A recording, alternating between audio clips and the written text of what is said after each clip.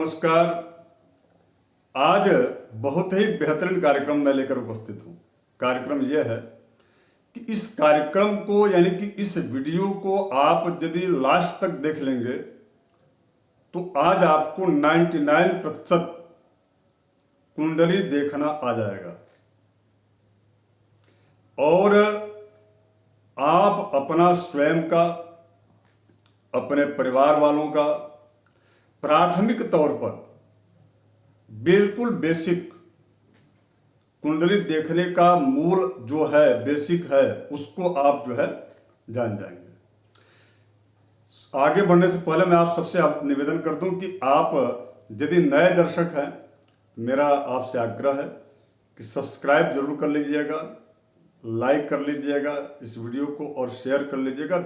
और इसके बाद विशेष आग्रह है कि आप इस कार्यक्रम के लास्ट तक जरूर जुड़े रहिए ताकि आपको वास्तव में आज 99% आप अपनी कुंडली या अपने घर वाले कुंडली देखना जान जाएं। इसके लिए आप जुड़े रहिए। तो आइए विषय में प्रवेश करते हैं। सर्वप्रथम जो है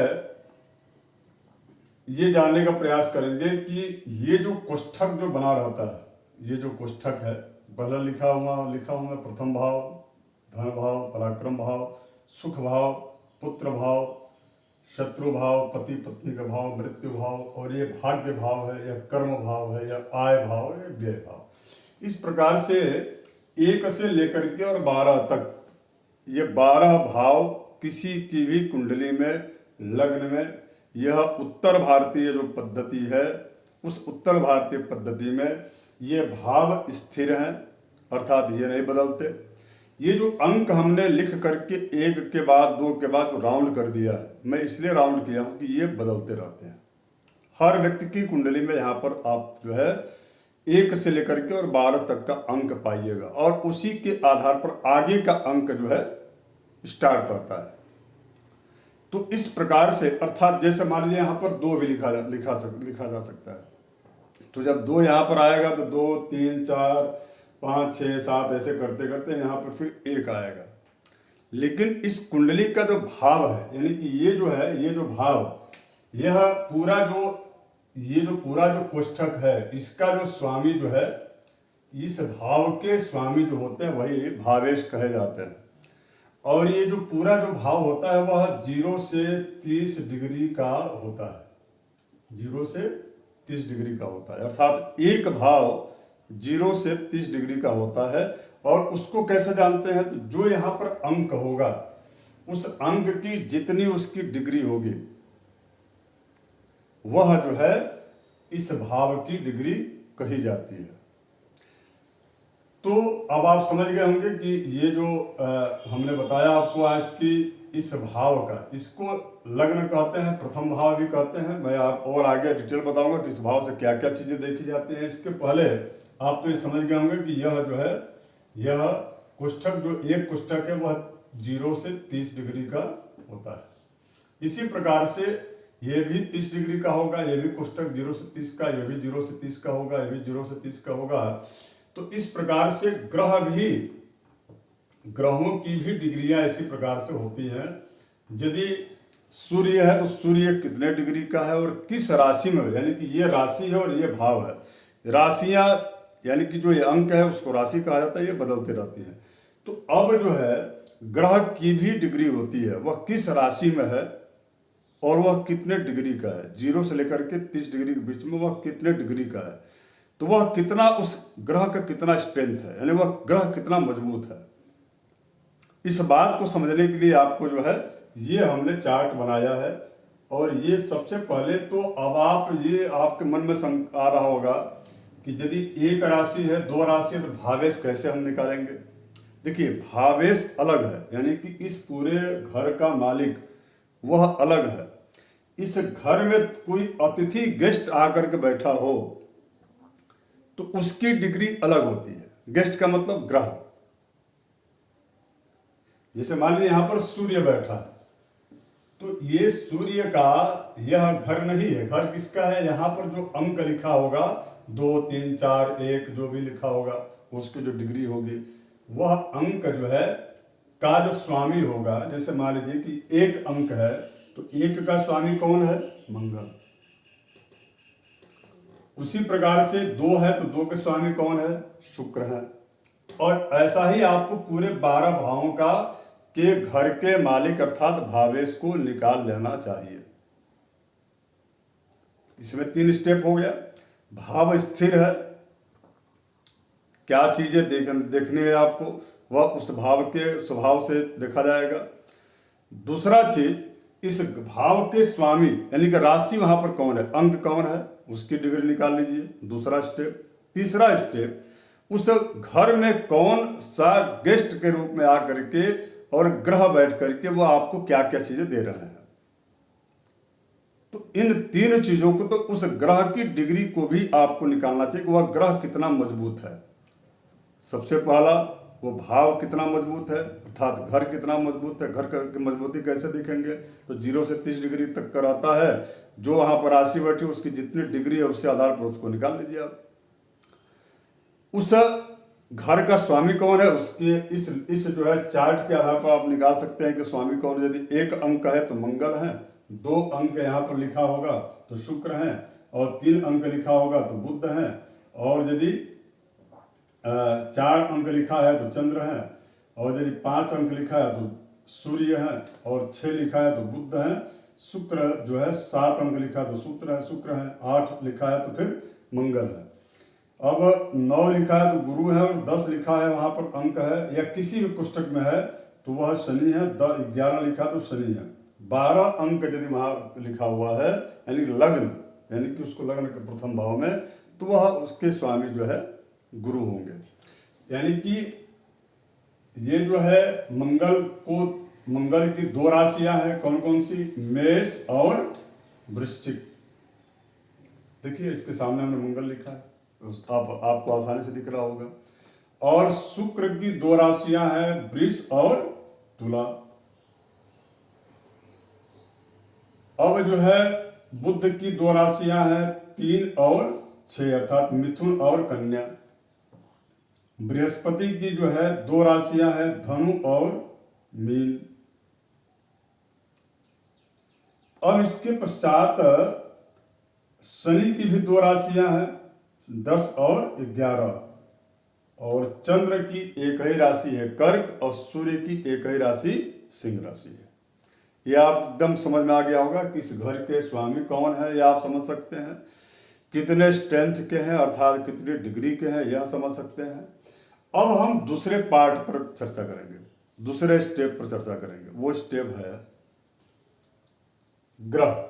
जो यहाँ पर ग्रह सूर्य, चंद्र, मंगल, बुध, बृहस्पति जो भी यहाँ पर बैठे हुए हैं, और ये केवल मैं इसका एक उदाहरण आपको दे रहा हूँ, ये किसी भाव की बात कर रहा हूँ, अर्थात ये प्रथम भाव है, धन भाव में बता चुका हूँ, इसको इस पर नहीं जाना, आगे जाना चाहता। तो अब यदि यहाँ पर सूर्य यहाँ पर बैठे हैं, जैसे कि मान लीजिए सूर्य का हमने बता दिया, तो मंगल मान लीजिए यहाँ पर बैठे हैं। अब चूंकि यहाँ राशि और भाव का हमने बता दिया है, अब मंगल का स्ट्रेंथ, मंगल जो है वह कितने मजबूत है उसको जानने के लिए आपको अब यहां पर आ जाए। अगर यदि मंगल यहां पर मेष राशि में बैठे हैं, अर्थात ये यहां पर लिखा 1 अंक है तो वह मेष राशि हो, जैसे कि पहले मैंने बताया हूं, तो इसके स्वामी भी मंगल होंगे। थोड़ा सा मैं कठिन की ओर ले चलता हूं। जैसे मान लीजिए यहां पर 2 लिखा है, तो 2 के स्वामी कौन होंगे? शुक्र होंगे। तो शुक्र, इसके भावेश शुक्र अलग हो गए। अब शुक्र के भावेश, शुक्र के घर में ये कौन आगे बढ़ गए हैं? मंगल। तो मंगल की स्थिति क्या है, मंगल कितने मजबूत हैं, मंगल आपको क्या क्या चीजें देते हैं, और मंगल किस स्थान पर बली होते हैं, आगे आपको स्टेप बाय स्टेप बताते जाऊंगा। लेकिन इस कार्यक्रम में आपको 99% ये तो जान जाएंगे कि प्राथमिक रूप से कि आपकी ग्रह के कुंडली के जो घर हैं उन घर की क्या मजबूती है, घर के स्वामी कौन है, और उनके घर में कौन से ग्रह बैठे हैं। तो मंगल को यदि देखना है तो मंगल अगर यदि विषम राशि अर्थात 1, 3, 5, 7, 9 और 11 यदि अंक यहाँ में से कोई भी एक अंक यहाँ लिखा हो, तो मंगल किस राशि में बैठे हैं? विषम राशि में बैठे हैं। जब विषम राशि में बैठेंगे तो पूरे 0 से लेकर के और 30 डिग्री तक ग्रहों की अलग अलग 5 अवस्थाएं होती हैं, अर्थात 30 डिग्री डिवाइडेड बाई 5 तो कितना होगा 6, यानी कि प्रत्येक 6 डिग्री तक ग्रहों की अलग अलग अवस्था होती है। जैसे मान लीजिए कि विषम राशि 1, 3, 5, 7, 9 या 11 में से किसी भी अंक में सूर्य वहां बैठे हैं, कहीं पर भी बैठे हैं, किसी भी भाव में बैठे हैं, और वह अगर यदि 0 से लेकर के और 6 डिग्री के बीच में है तक, यानी कि 0 से डिग्री से लेकर के यदि 6 डिग्री तक है तो वह बाल अवस्था में है, अर्थात जो है वह बाल्यावस्था में है। तो वह सूर्य, यदि आपको ये जानना है कि कितने इफेक्टिव है आपके लिए, वह आपके जीवन में कितना अपना प्रभाव छोड़ सकते हैं, तो वह आप ये जान लीजिए कि यदि बाल अवस्था में सूर्य है तो वह मात्र आपको 25% ही जीवन में सूर्य का फल आपको देखने को मिलेगा। आगे मैं ये भी बताऊंगा कि उनको मजबूत करने के लिए क्या किया जा सकता है। और यदि वही सूर्य यदि यहाँ पर एक राशि में, या आगे मैं विषम राशि का ही बताया था, यदि मंगल यहाँ पर बैठे और वह यहाँ पर अंक 2 है तो 2 अंक क्या होगा, 2 अंक जो होगा वह जो है सम राशि होगा। तो सम राशि का हमने यहाँ पर चार्ट बनाया है कि 2, 4, 6, 8, 10 और 12 इन राशि अर्थात यहाँ पर यह अंक ऐसा लिखा हो और वहां पर यदि मंगल बैठे हों तो वह मंगल कितने प्रबल हैं उसको जानने के लिए, या सूर्य वहां पर बैठे तो उनका सूर्य का या मंगल का या सूर्य से लेकर के 9 ग्रहों तक का उनका कितना प्रभाव आपके जीवन में है, उसको जानने के लिए फिर आपको यहां पर देखना पड़ता है। सम राशि का अलग है, सम राशि का 0 से लेकर के और 6 डिग्री तक अगर यदि यहाँ पर मंगल हो, सूर्य हो, बुध हो, चंद्र हो, जो भी ग्रह यहाँ बैठे हैं, यदि नंबर यहाँ पर 2 है, इसका मतलब यह है कि वह सम राशि में यदि 0 से 6 डिग्री के हैं तो वह मृत अवस्था में ग्रह होते हैं, और वह ग्रह आपके जीवन में 0% भी कोई उनका प्रभाव देखने को नहीं मिलेगा। केवल मात्र वह वहां पर मौजूद हैं किंतु उनका कोई प्रभाव आपके जीवन पर देखने को नहीं मिलेगा। अर्थात मृत अवस्था में सम राशि में 0 से लेकर के और 6 डिग्री तक ग्रह जो है मृत अवस्था में रहते हैं, अर्थात वह 9 के बराबर है। उनके वहां बैठे रहने से उस भाव के फल में कोई न वृद्धि करने वाले हैं, न कोई उस भाव के अशुभ फल को देने वाला है, बिल्कुल न्यूट्रल है। हाँ, मृत का मतलब ये नहीं कि वह ग्रह मर चुका है, ऐसा नहीं है। मृत ज्योतिष जो है प्रतीकात्मक शब्दों का अत्यधिक इसमें प्रयोग किया गया है। अब इसके पश्चात वही यदि सूर्य से लेकर के और केतु पर्यंत कोई भी ग्रह यहाँ पर बैठे हो और उनकी डिग्री यदि और अंक यहाँ पर यदि जो है 2 अंक है और उनकी डिग्री अगर यदि 7 डिग्री से 12 तक है तो वह वृद्ध अवस्था में है। तो वृद्ध अवस्था का मतलब कि वह जो है 25% ही आपके जीवन में उनका फलाफल देखने को मिलेगा। इसी प्रकार से यदि वह ग्रह 13 डिग्री से 18 डिग्री के बीच में है तो वह युवा अवस्था में ग्रह होते हैं, उनका जो है शुभाशुभ प्रभाव या फल जीवन में आपके 100% देखने को मिलेगा। वही ग्रह यदि 19 से 24 डिग्री के अंतर्गत में सम राशि में है, विषम का भी बताऊंगा, सम राशि में यदि बैठे हैं तो वह 19 से 24 की अवस्था में कुमार अवस्था में होते हैं और वह 50% आपके जीवन में शुभाशुभ फल जो है उनका प्राप्त होगा। वहीं पर यदि सम राशि में सूर्य से लेकर के और केतु पर्यंत कोई भी ग्रह जिस भी घर में या भाव में बैठे हों, राशि यदि सम है तो ऐसी स्थिति में यदि वो 25 डिग्री से 30 डिग्री के बीच में है तो वह बाल अवस्था में है, अर्थात उनका जीवन पर 25% उनका शुभाशुभ प्रभाव देखने को मिलेगा। अब इसके पश्चात जो है, अब हम चूंकि विषम राशि वाला छूट गया था, विषम राशि यदि कि मान लीजिए कि यह 2 को मैं यहाँ से मिटा देता हूँ और यहाँ पर जो है मंगल या सूर्य, दोनों में से कोई, या सूर्य से लेकर के और केतु पर्यंत 9 ग्रह में से कोई भी ग्रह यहाँ पर बैठे हो, और वह यदि 1 नंबर यहाँ पर लिखा है, या 3 है, या 5 है, या 7 है, या 9 या 11 यहाँ पर नंबर लिखा है, तो 0 से 6 डिग्री तक जो है बाल अवस्था में कहा जाएगा, और वह इफेक्टिव मात्र 25% जीवन में आपके होंगे कुंडली में। और यदि 7 से 12 डिग्री के अंतर्गत में तो वह कुमार अवस्था है उनकी, यानी कि 50% से लेकर 50% वो आपके जीवन में प्रभावशाली होंगे। हाँ, 13 से 18, यह एकदम नोट कर लीजिएगा, 13 डिग्री से 18 डिग्री तक, चाहे वह ग्रह सम राशि में बैठे हों या विषम राशि में बैठे हों, दोनों ही स्थितियों में वह ग्रह जुआवस्था में होते हैं, और वह ग्रह 100% आपके जीवन में अपना फलाफल देते हैं। इसीलिए मैं आपको विषम राशि को रोक कर रखा था कि आपको यह विषय आपको समझा दूं, क्योंकि यही चीज आपने देखा कि यदि सम राशि में वह ग्रह यदि 13 से 18 है तो जुआवस्था में है।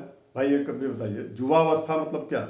यदि नवजुवक है तो उसके अंदर जो है कार्य करने के प्रति क्षमता उसकी अत्यधिक देखी जाएगी, और वह 100% अपने काम को कर सकेगा, ऐसी उसके बाद क्षमता आ जाती है, रहती है।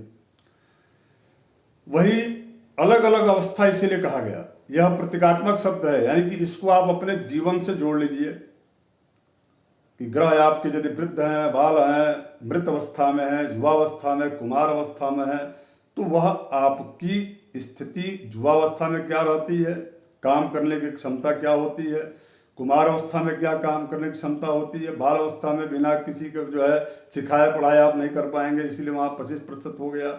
कुमार अवस्था का मतलब ये हो गया कि वह व्यक्ति अब कुमार है, यदि बह गया तो बह गया, किसी दूसरे के बहकावा में आकर के, यानी कि दूसरे की बातों में आ जाना, स्व विवेक का न कार्य करना। किंतु जुआवस्था में वह व्यक्ति विवेकवान हो जाता है, समय काल देश और परिस्थितियों के अनुसार वह निर्णय लेने के लिए क्षमता उसके अंदर आ जाती है, और वह व्यक्ति जो भी काम करता है वह 100% समयानुकूल काम करता है, अवसरानुकूल करता है। इसीलिए अवस्था इस प्रकार की बताएगी। वृद्धावस्था में भी वही स्थिति है। वृद्धावस्था में 25% इसलिए रहता है ग्रहों का कि भाई वृद्ध अवस्था हो गई तो वह व्यक्ति बिना किसी के सहारे कुछ नहीं कर सकता। तो इस प्रकार से 19 से 24 डिग्री तक यदि ग्रह आपके वहां पर बैठे हैं तो वह वृद्ध अवस्था में है, 25 से 30 तक ग्रह बैठे हैं तो वह मृत अवस्था में है। अब आप इसको समझ गए होंगे, अब आप इसको भी समझ गए होंगे। अब ये बताइए कि आपको मैं बता दूं केवल उदाहरणार्थ, जैसे मान लीजिए कि लग्न को तन भाव कहा गया है, यानी कि आपका स्वरूप, रूप, रंग, चेहरा, नाक, नक्श इत्यादि चीजों का, और व्यक्तित्व, स्वभाव, सोच, ये सब चीजों का जो है देखना है। इसको तन भाव कहा गया है। तन का मतलब होता है शरीर, आपका शरीर, और इसके पश्चात जो है ये धन भाव कहा गया है। अब शरीर तो हो गया, अब आपको धन और कुटुंब, यहां से धन, कुटुंब, वाणी, भोजन, स्त्री और पुरुष के अलग अलग बाएं और दाएं जो है नेत्र का, इन सब चीजों के बारे में यहां से देखा जाता है। अब इसके बाद से तीसरा भाव जो है ये पराक्रम का है, वह व्यक्ति कितना पराक्रमी है इसके बारे में यहां से जानते हैं। पराक्रम, व्यापार, और इसका सीधा संबंध भाग्य से होता है, भाग्य उसका कितना प्रबल होगा, इस विषय को जानना चाहिए। चतुर्थ भाव से आप सबको मैंने पहले भी कार्यक्रम बताया है कि सुख, माता, मित्र और सुख, वाहन, भवन, भूमि इत्यादि चीजों का भी यहाँ से देखा जाता है। और यह स्व उपार्जित है, यानी कि जो कुछ भी यहाँ से मिलता है यह आपके द्वारा कमाया गया रहता है।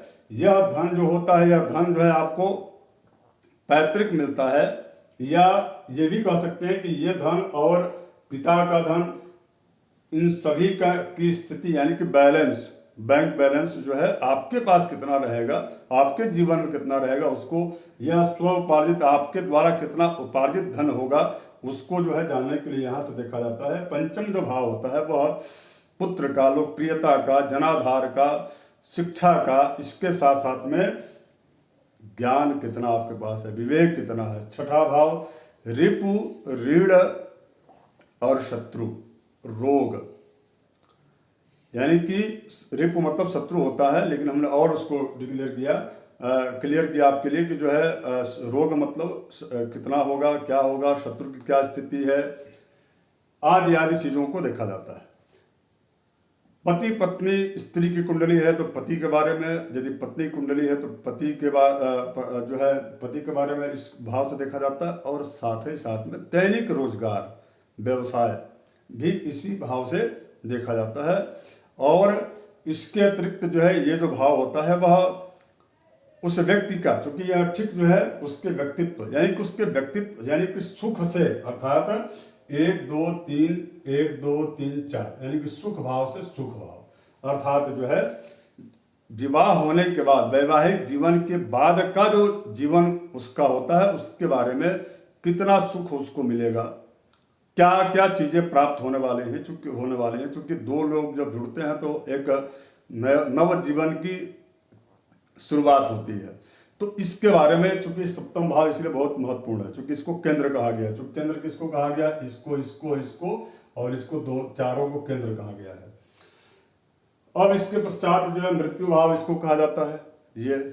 और मृत्यु का मतलब है कि यह मृत्यु भाव भी है, गुप्त रहस्यों के बारे में जानकारी यहाँ से प्राप्त होता है, विदेश यात्राओं के बारे में भी बताता है। सप्तम भाव भी यात्राओं के बारे में बताता है, लेकिन यह विदेश यात्राओं के बारे में यहाँ से जानकारी मिलती है। और इसके बाद से यहाँ से आयु की भी जानकारी मिलती है कि वह व्यक्ति कितना उसकी आयु है, मृत्यु उसकी कैसे होगी, क्या होगी, किस प्रकार का होगा, इन सब चीज़ों को मृत्यु के भी बारे में बताते हैं, इसी भाव से जानकारी मिलती है। और इसी भाव से आयु के बारे में भी जानकारी मिलती है। देखिए कोई भी भाव हो, यदि मृत्यु का वह भाव है तो वह भाव आयु का भी है, यह आपको ध्यान रखना चाहिए। यदि वह भाव आय का है तो वह भाव व्यय का भी है, वह भाव यदि लाभ का है तो हानि का भी है, दोनों ही चीजें वह उसी भाव से देखना चाहिए, किंतु उसके अलग अलग आयाम है। अब इसे मान लीजिए भाग्य भाव है, तो भाग्य भाव कब आया, तृतीय भाव पराक्रम के बाद, यानी कि आपके पराक्रम पर डिपेंड करता है कि आपका भाग्य तो है लेकिन वो कितना साथ देगा वो उस पर डिपेंड करता है। इसीलिए कर्म प्रधान विश्व करि राखा, कर्म या उद्यमे न सिद्ध्यन्ति कार्याणि न मनोरथ, उद्यम करना, उद्यम कर्म करने को अधिक प्रधानता, प्रमुखता हमारे शास्त्रों में दी गई है। अब इसके पश्चात कर्म भाव यह है राज्य का, कर्म का और पिता का। ये माता का हमने बताया था और ये पिता का ये भाव है। पैतृक संपत्ति, कर्म, आपका राज्याधिकार, पैतृक संपत्ति के साथ साथ में आपका यश, मान, सम्मान, कीर्ति, कितने उच्च पद पर होंगे, आदि आदि चीजों के बारे में यहाँ से देखा जाता है। कर्म आपका कैसा होगा, शुभ होगा अशुभ होगा, इसकी जानकारी। आय भाव यहाँ पर है 11वां भाव, यह आय भाव होता है और यहीं से जो है व्यक्ति के जीवन में आय का आउट ऑफ जो सोर्स होता है इनकम का, इनकम ऑफ सोर्स जो है वो कैसा होगा, शुभ कर्मों से धन आएगा या अशुभ कर्मों से आएगा, निंदित कर्मों से आएगा, या उस व्यक्ति के जीवन में आय की स्थिति रहेगी क्या। जब तक आय नहीं आएगा तब तक जो है धन का संग्रह नहीं होगा। ये तो धन आपका स्वोपार्जित है, ठीक है, लेकिन धन आपको रखने के लिए ये जगह है। उसी प्रकार से आय की स्थिति वहां से देखी जाती है। और इसके बाद का जो है व्यय का, व्यय का मतलब होता है ये जो भाव है व्यय का 12वां भाव। 12 भाव से उस व्यक्ति के जीवन में पारिवारिक सुख कितना मिलेगा, शयन सुख भी वहीं से देखा जाता है। इसके साथ साथ में वह जो घर होता है मोक्ष का भी होता है। आध्यात्मिक रूप से, चूंकि देखिए ज्योतिष खूब धन दौलत कमाने करने के लिए जो आप देख रहे होंगे ना, ढेर सारा उपाय लोग बताते हैं, ऐसा कर लोगे आपको तो बहुत अच्छा ये हो जाएगा। ज्योतिष का लक्ष्य ये नहीं है। ज्योतिष का लक्ष्य जो है आध्यात्मिक रूप से मोक्ष की प्राप्ति, चारों पुरुषार्थ में धर्मार्थ काम मोक्षाणाम यस्यै कोपि न विद्यते अजागलस्तं तस्यैव तस्य जन्म निरर्थकम। अर्थात धर्म, अर्थ, काम और मोक्ष, इन चारों पुरुषार्थ की सिद्धि उस व्यक्ति के जीवन में कैसे हो, कब होगी, उसका रूप क्या होगा, आधार क्या होगा, उसके लिए उसको और क्या करना चाहिए ताकि और अच्छे से हो। इसका लक्ष्य ज्योतिष का यही है, शास्त्र है ना। तो अंतिम जो लक्ष्य उसका होता है मोक्ष का। धन मिल गया, परिवार मिल गया, मातृ सुख, पत्नी सुख, पति सुख, सारा चीज आपको प्राप्त हो गया, भाग्य आपकी बलवती हो गई, आपको सारा कुछ प्राप्त हो गया। अब इसके बाद क्या चाहिए? लास्ट में उस व्यक्ति को यही चाहिए, अब बस हो गया, अब मुझे मोक्ष की प्राप्ति कैसे होगी, इसके लिए हमको साधन करना है, इसके लिए हमको प्रयास करना है। तो ये 12 भाव से देखा जाता है।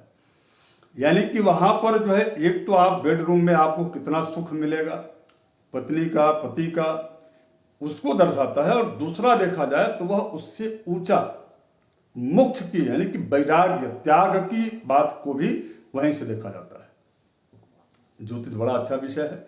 आगे चूंकि कार्यक्रम लंबा हो रहा है, आगे पुनः दूसरे स्टेप में मैं, चूंकि आज तो आप ये है कि 99% जो है कुंडली के बारे में आप प्राथमिक रूप से जान गए होंगे कि कुंडली कैसे देखना चाहिए और क्या क्या चीजें देखनी चाहिए, कहाँ से।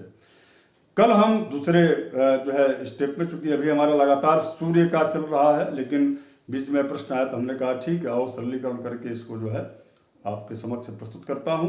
धन्यवाद। पुनः आशा करता हूं, आग्रह करता हूं दोनों कि आप जो है, यदि नए दर्शक हैं तो सब्सक्राइब जरूर कर लीजिएगा, लाइक कर लीजिएगा, और अन्य लोगों को ज्योतिष से जुड़ने के लिए आप जो है शेयर जरूर कर लीजिएगा, ताकि और लोगों तक जाए यह जानकारी। हमारा यही लक्ष्य है कि शास्त्र को सभी लोग जिए। कई बात ऐसी और कई चीजें हमको ऐसे देखने को मिलता है कि लोग ज्योतिष को समझ नहीं पाते।